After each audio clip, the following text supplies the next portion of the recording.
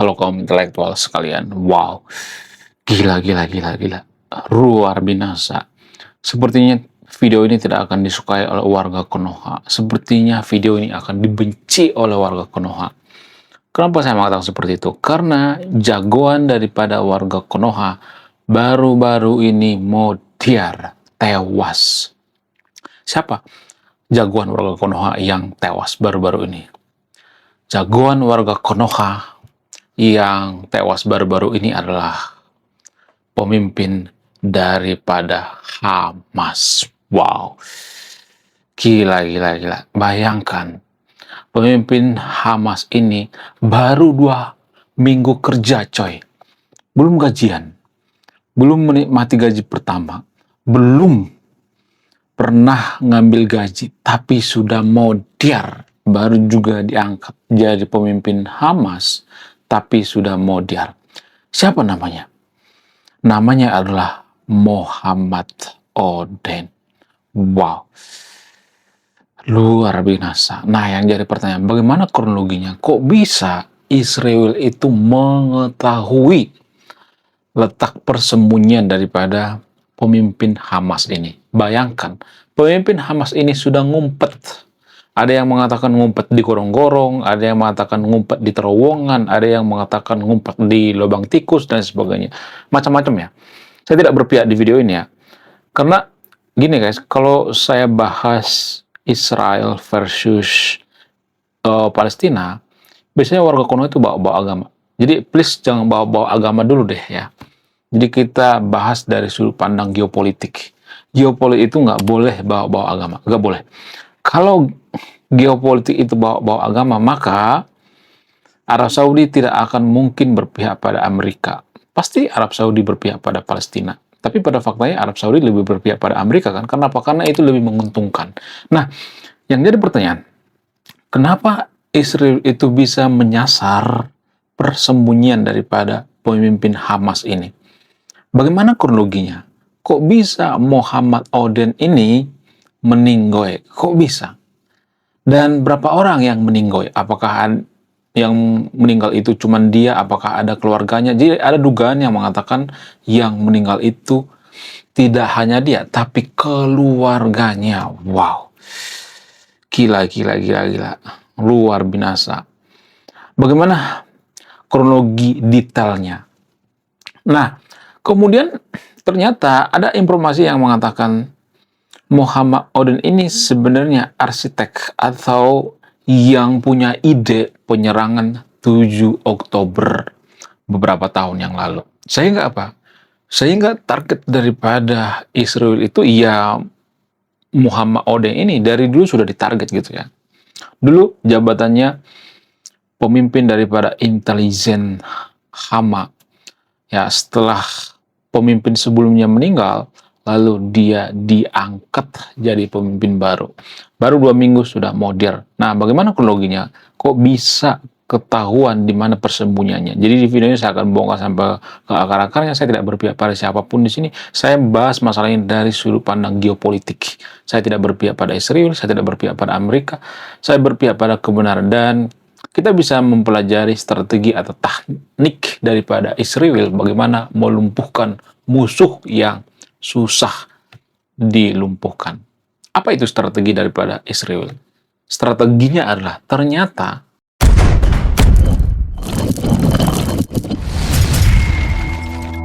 kita mulai daripada strategi Hamas dulu ya. Jadi ternyata Hamas ini sudah punya strategi baru, dan ini juga yang di copy paste atau yang ditiru oleh Iran. Apa itu strateginya? Strateginya itu nggak usah ngumumin siapa pemimpinnya gitu. Jadi semenjak pemimpin Hamas itu banyak yang meninggal, ada berapa orang tuh yang meninggal ya, dan mereka sepakat nggak usah diumumkan ke publik siapa pemimpin kita. Karena apa? Karena takut akan disasar. Dan walaupun Hamas itu tidak mengumumkan ke publik siapa pemimpin mereka, tapi anehnya Israel bisa mencium, bisa mengetahui strategi atau teknik daripada Hamas ini. Nah, yang jadi pertanyaan, dari mana orang-orang Israel tahu gitu? Dari mana pasukan Israel tahu? Dari mana agen Mossad tahu yang memimpin Hamas sekarang ini adalah Muhammad Oden? Dari mana mereka tahu? Jadi guys, ternyata mata-mata daripada Israel itu sudah sangat-sangat canggih sekali ya. Mata-matanya tidak hanya manusia, teknologi ya. Bahkan lampu juga bisa disadap guys. Tidak hanya lampu, CCTV juga bisa disadap gitu. Dan Israel juga minta bantuan sama Amerika juga. Mereka bekerja sama ya, saling bertukar informasi ya. Nah, ternyata alasannya itu karena, mohon maaf bagi yang terviewnya, mohon maaf bagi pendukung Hama ya, mohon maaf kalau ada di sini pendukung Hama ya, mohon maaf sebesar-besarnya, mohon maaf bagi pendukung Iran ya. Jadi gini guys, kenapa Iran itu sekarang lemah, kenapa Hama itu lemah, kenapa proksi-proksinya lemah, Houthi ya, dan lain sebagainya, kenapa bisa lemah, apa alasannya? Salah satu alasan yang paling mempengaruhi itu karena mereka tidak bisa dipercaya. Jadi orang-orang Gaza itu, mereka tidak setia dengan Hama. Sehingga apa? Sehingga bisa disusupi. Ya, intelijen bermain dari sudut pandang mana? Dari sudut pandang seperti itu. Apakah ada celahnya atau tidak? Jadi kalau ada misalnya nih ya, yang tidak setia dengan Hama, maka itu akan dijadikan semacam agen gitu ya. Jadi jangan berpikir bahwa misalnya nih ya, oh ada anggota Hamas misalnya, ada pasukan Hamas misalnya, apakah mereka setia dengan pemimpinnya? Enggak juga. Karena apa? Karena banyak intelijen daripada Israel yang menyamar jadi atau merangkap gitu ya, jadi agen Mossad. Ya, itu fakta yang jarang kita sadari. Kenapa bisa seperti itu? Apa alasannya? Ya karena mereka nggak setia gitu, karena mereka nggak jujur gitu ya. Karena orang-orang Gaza itu nggak setia, nggak jujur ya. Orang-orang Palestina itu nggak setia, nggak jujur. Kenapa mereka nggak setia, nggak jujur? Apa alasannya? Ya ada banyak faktor ya. Faktor yang paling utama itu biasanya faktor ekonomi. Ya kalau mereka dikasih duit satu koper misalnya, apa nggak hijau matanya? Pasti dong ya kan. Jangankan satu koper ya. 500.000 aja juga dijabanin ya kan. Jadi gimana caranya supaya suatu masyarakat itu setia dengan suatu negara? Berkali-kali saya mengatakan strateginya itu adalah sejahterakan rakyat. Itu strateginya. Kenapa orang-orang Israel itu jarang jadi pengkhianat gitu? Jarang jadi mata-mata. Apa alasannya? Belum kita lanjut. Jadi guys, kemarin ada yang nanya, lu apa sih kontribusinya bagi negara ini? Lu kontribusi saya ini guys ya. Nulis buku, judulnya Budi Tanpa Pekerti. Ini temanya bahas tentang agama. Kemudian sama luka. Kisah dalam buku ini ada seorang kiai bingung memilih antara menyelamatkan hutan atau menyelamatkan 1.000 anak yatim. Link pembeliannya ada di pin komentar video ini. Alasannya itu karena nggak semua, tapi disclaimer on-nya, orang-orang Israel itu sudah berkecukupan, sudah sejahtera. Sehingga apa? Sehingga mereka nggak mau disogok. Ya, ngapain disogok coba? Maksudnya ngapain minta sogokan? Itu kan uang recehan bagi mereka gitu. Karena mereka negara maju gitu. Jadi gimana supaya Konoha itu tidak disusupi oleh mata-mata? Ya sejahterakan masyarakat Konoha gitu ya. Pemerintah harus bekerja keras untuk mensejahterakan masyarakatnya gitu. Ya kalau kita nggak sejahtera ya kita pasti mudah disusupi oleh agen-agen gitu. Sama seperti yang terjadi di Gaza ini. Mohon maaf bagi pendukung Gaza ya.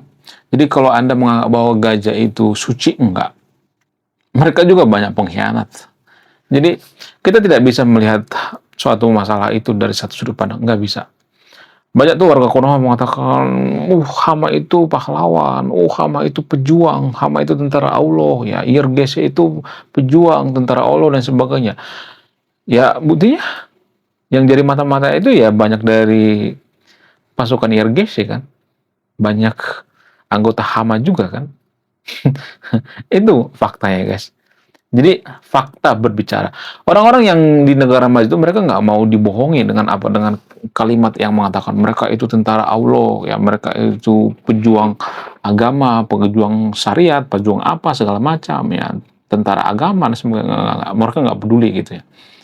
Ya karena apa? Karena ya walaupun mereka bawa-bawa agama ya tetap aja gitu ya, mudah disogok gitu. Jadi kelemahan daripada hama itu sebenarnya ya anggota hama itu mau disogok gitu ya, mau jadi agen Mossad. Sama seperti di Konoha. Di Konoha itu ada agen Mossad guys, tanpa kita sadari. Ya, bukan konten kreator, bukan, tapi di ring satu istana, saya tanggung jawab mengatakan seperti ini guys. Di ring satu istana pemerintah Konoha itu ada agen Mossad. Apakah orang Israel datang ke Konoha? Enggak, enggak. Mereka itu direkrut gitu ya. Ya pejabat itu direkrut gitu. Kenapa direkrut apa alasannya? Ya kan dikasih segalanya gitu ya.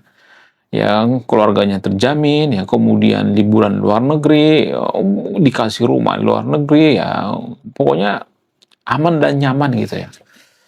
Nah, yang jadi pertanyaan, ketika Anda disodorkan seperti itu, dikasih duit, apakah Anda menerima atau tidak? Itu yang jadi permasalahan. Biasanya warga Konoha itu hijau matanya lihat duit. Jadi guys, jangan sedikit-sedikit ngata-ngatain Israel. Bukan berarti saya pro terhadap Israel di sini ya. Jangan sedikit-sedikit ngatain Israel.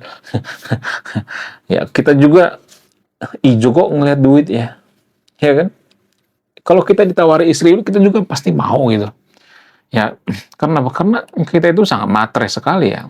Nggak semuanya tapi di sekelumparnya, tapi rata-rata warga Konoha itu sangat matre sekali. Nggak percaya, coba lihat di media sosial. Makanya ada standar TikTok lah, ya kemudian eh kemudian harus 10 juta per bulan gitu ya, 3 juta per bulan nggak diterima gitu. Maksudnya penghasilan laki-laki gitu ya. Jadi ada standar TikTok dan sebagainya. Jadi itu kita tuh sangat-sangat materialistik sekali gitu ya tanpa kita sadari. Media sosial kita tuh sangat materialistik sekali. Kalau kita perhatikan, kalau kita jeli itu ya konten-konten pamer, ya FOMO, ya itu paling diminati gitu ya. Kemudian konten-konten memamerkan mobil Ferrari, ya. Atta Halilintar itu terkenal karena apa? Karena sering pamer kan. Jujuran aja deh, ya pamer Lambo gitu, pamer rumah mewah dan sebagainya gitu ya. Kemudian home tour dan sebagainya. Ya. Makanya konten-konten artis itu sangat disukai karena apa? Karena kekayaan gitu ya. Jadi ya pada faktanya seperti itu. Ya kita tuh sangat-sangat materialistik sekali gitu ya. Bukan berarti saya mengatakan materialistik itu nggak perlu ya, ya sangat perlu gitu. Tapi permasalahannya karena kita kekurangan materialistik sehingga ketika disogok, kita disogok jadi agen Mossad, kita mau gitu ya, sehingga apa, sehingga kita mudah disusupi gitu. Konoha itu paling mudah disusupi, paling mudah dihancurkan. Makanya Pak Yusril mengatakan kalau Amerika mau menyerang Konoha cuman 4 hari cuy, bayangkan 4 hari Konoha bisa hancur lebur. Kekuatan TNI Konoha itu 4 hari. Jadi TNI di Konoha itu beraninya cuman sama rakyat sendiri gitu, sama tentara Amerika mereka nggak berani, cuman 4 hari coy. Jadi warga Konoha tuh masih banyak tuh ya berpikir bahwa tentara kita kan fisiknya kuat ya, kemudian ya banyak personel. Enggak, zaman sekarang enggak seperti itu. Sudah menggunakan teknologi, menggunakan B2 Spirit, pesawat siluman, bawa bom nuklir, udah selesai.